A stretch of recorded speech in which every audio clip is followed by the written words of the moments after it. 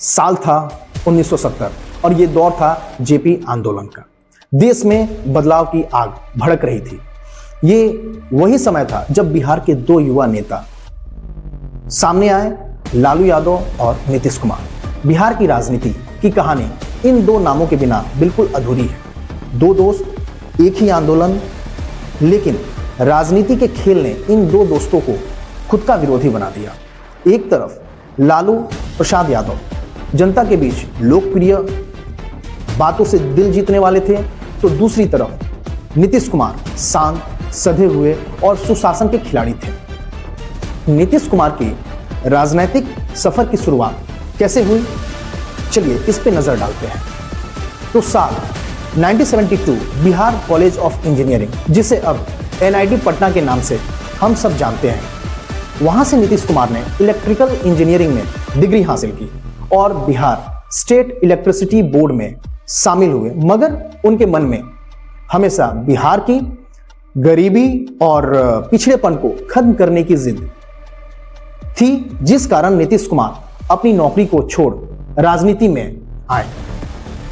मगर साल 1974 और 1977 में जयप्रकाश नारायण के संपूर्ण क्रांति आंदोलन में शामिल हुए और उस समय के महान समाजसेवी एवं राजनेता सत्येंद्र नारायण सिन्हा के काफी करीब हो गए। इसके बाद साल 1985 में नीतीश कुमार पहली बार बिहार विधानसभा के लिए चुने गए और साल 1987 में वे युवा लोकदल के अध्यक्ष बनाए गए।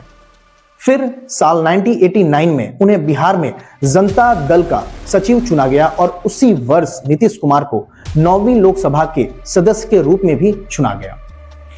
साल 1919 में नीतीश कुमार को पहली बार केंद्रीय मंत्रिमंडल में बतौर कृषि राज्य मंत्री शामिल किया गया और साल 1991 में वे एक बार फिर लोकसभा के लिए चुने गए और इस बार नीतीश कुमार को जनता दल का राष्ट्रीय सचिव बनाया गया। साथ ही साथ संसद में वो जनता दल के उप नेता भी चुने गए। साल 1998 से 1999 के बीच उत्तरीय रेल एवं भूतल परिवहन मंत्री भी रहे और अगस्त 1999 में गौसाल में हुई रेल दुर्घटना के बाद उन्होंने केंद्रीय मंत्री पद से इस्तीफा दे दिया।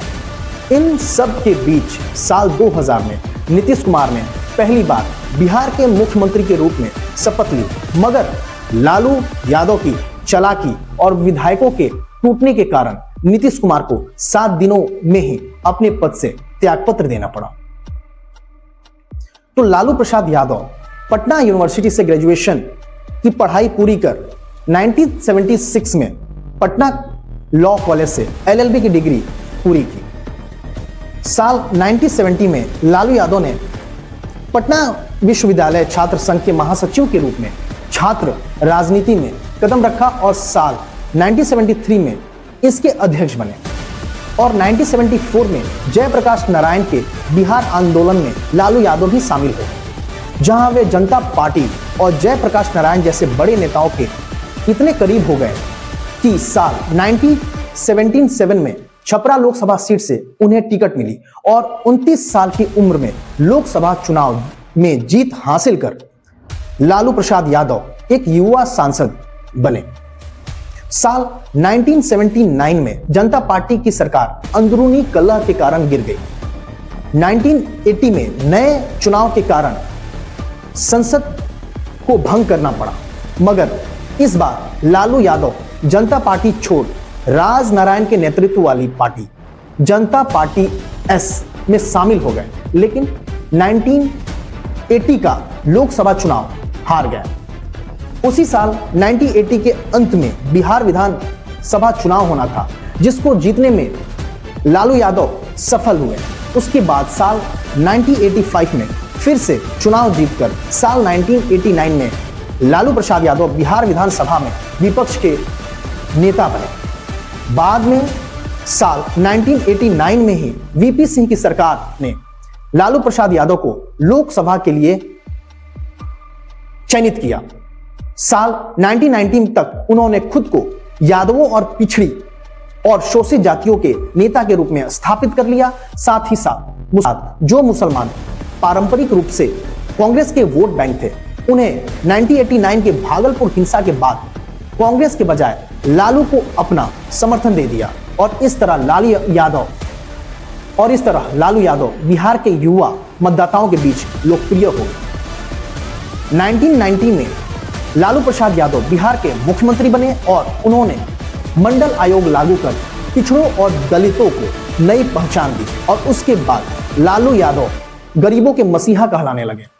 राजनीति में हर कदम नए मोड़ की तरफ लेकर जाता है और जेपी आंदोलन से शुरू हुआ दोस्ती का सफर सत्ता और कुर्सी की जंग में बदल गई और दोनों नेताओं ने अपने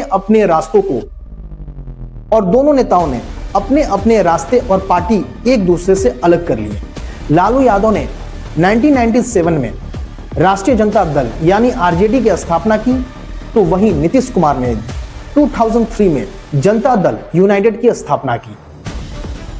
2015 और 2022 ये दो ऐसे साल थे जब दो पुराने दोस्त फिर एक साथ आए, मगर 2 साल से ज्यादा ये दोनों दल एक साथ नहीं टिक पाए। वैसे एक बात तो सच है कि लालू यादव की आवाज में जनता को जगाने की ताकत थी, तो नीतीश कुमार एक योजनाबद्ध सोच के मास्टरमाइंड थे।